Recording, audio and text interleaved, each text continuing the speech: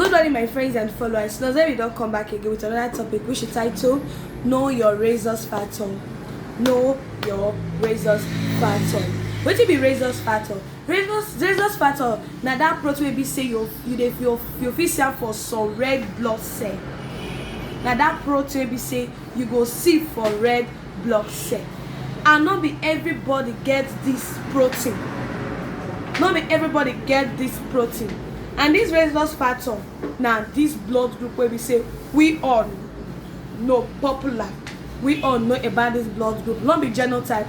I'm not talking about genotype, I'm talking about blood group, your rhesus factor.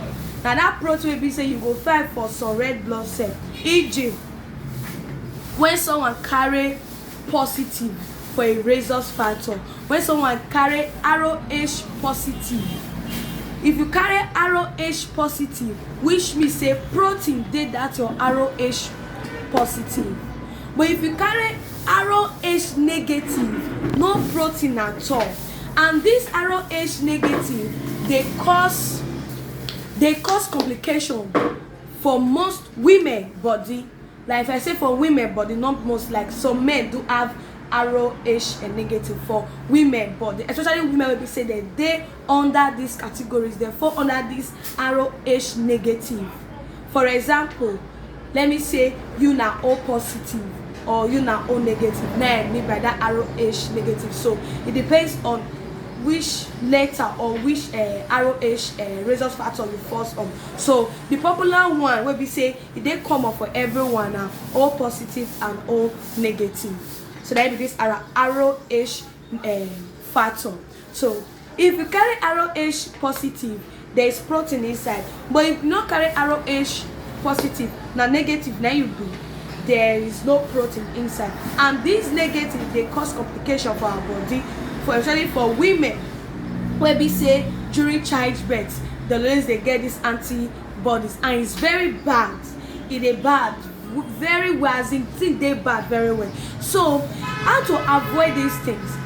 You need to take anti-D injection. Anti-D injection. Anti-D injection. So this anti-D injection, it help to fight the antibodies. It help to fight the antibodies. How women say they get this anti-D injection? For example, say you marry a man will be positive and you not negative. And normally positive and negative, they know that they compatible together.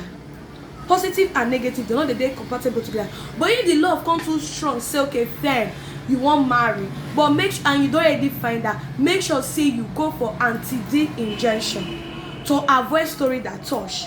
And for some people will be say they don't know, say they get this ROH and negative, especially for people who say that they are abort. You are abort. Then the second time again you they are abort. You don't you keep that pikin and you be ROH negative. Now miscarriage, you the miscarriage. Either you go you go be ectopic pregnancy or you're the miscarriage. That's why some people will be say that they are abort. Make sure say you run your test, go check your blood group, go know which sign you fall put, go know which sign you fall put. If you then miscarriage, then your fit say maybe now witches and wizards and they don't know, you say your blood group contributes to this miscarriage. That's why it's good for you to know your blood group. So as a ROH negative, if you find that say you get belle, make sure say you go take your anti-D bodies. And for some people will be say they don't find that at all. Their first pregnancy, they affect them. But sometimes it they affect during childbirth, especially if the woman blood and the pikin blood jam together. If they cut this umbilical cord. If they are two blood drain together, it cause other thing for body.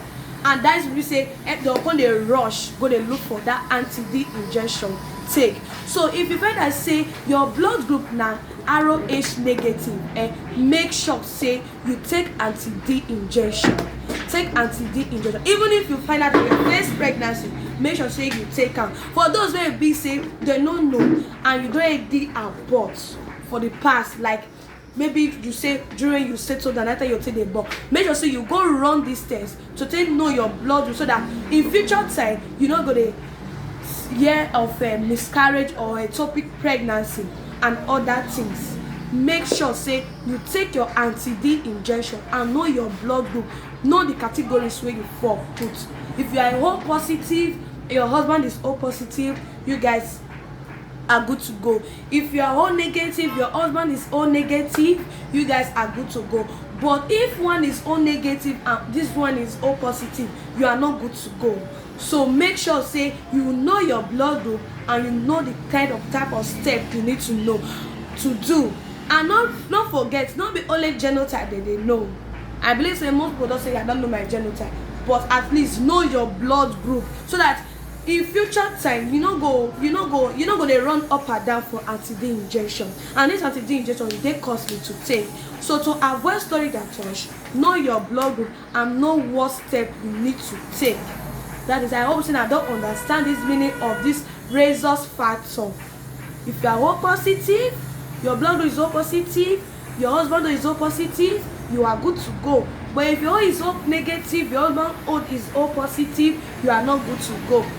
It always dey affect childbirth. It always dey affect childbirth. It always dey because that during the time when you take the affect child, they cause this antibodies. That is the reason why it's good to take anti-D injection to prevent those things. All of a sudden, I don't understand the meaning of this Rhesus factor. Don't forget, Rhesus factor na that protein wey be say e dey inside red blood cell for some cell, or for some Rhesus factor, which is those wey be say carry O positive. Now dem dey find protein for inside them, but those wey be say not carry O positive at all, they carry O negative. Protein protein not dey find, don't they see protein for inside that O negative. Make sure say you know your blood group, know the things you need to do, especially for women that are pregnant. Bye. And don't forget, subscribe, share and like. Subscribe, share and like. Bye.